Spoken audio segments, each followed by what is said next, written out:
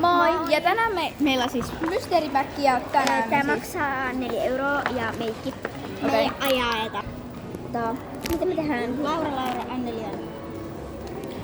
En osaa.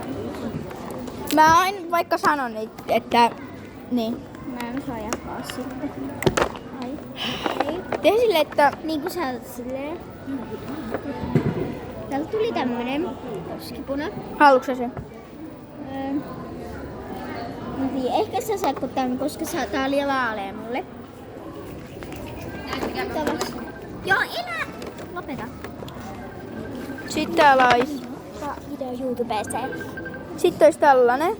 Kuka tän ottaa? Sitten olisi niinku tällainen. Mikä se on? Tällainen. No mikä on tällainen? No kato sisältä. Okei, tässä lukee, että tämä on tällainen, koska Laura sanoi niin. Mikä tämä on? Avaa se.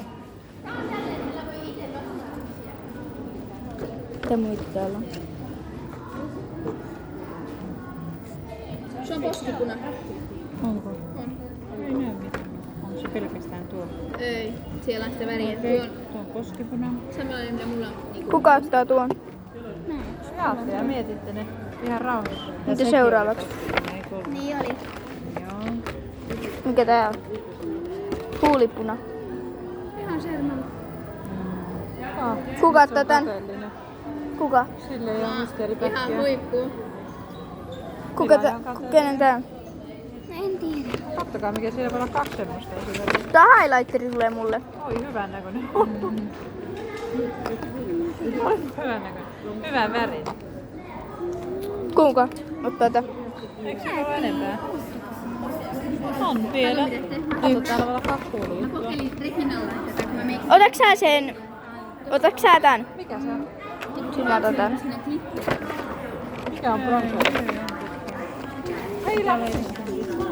Sitten on vielä huuleitten räiskintyvä. Joo, raja. Ja sitten me tehtiin nää ja kaikki saatiin ja Mä laitan nyt. sano sitten videon taikasanat. Moi moi. Jollakin. Laittakaa, Peukut. Ai jaa, on kaikki sama väri. laittakaa Anneli. Ja Pitääkö laittaa näin? Poskipunan jälkeen, niinkö? mua. Mä laitan ainakin ennen poskipunaa. Bro.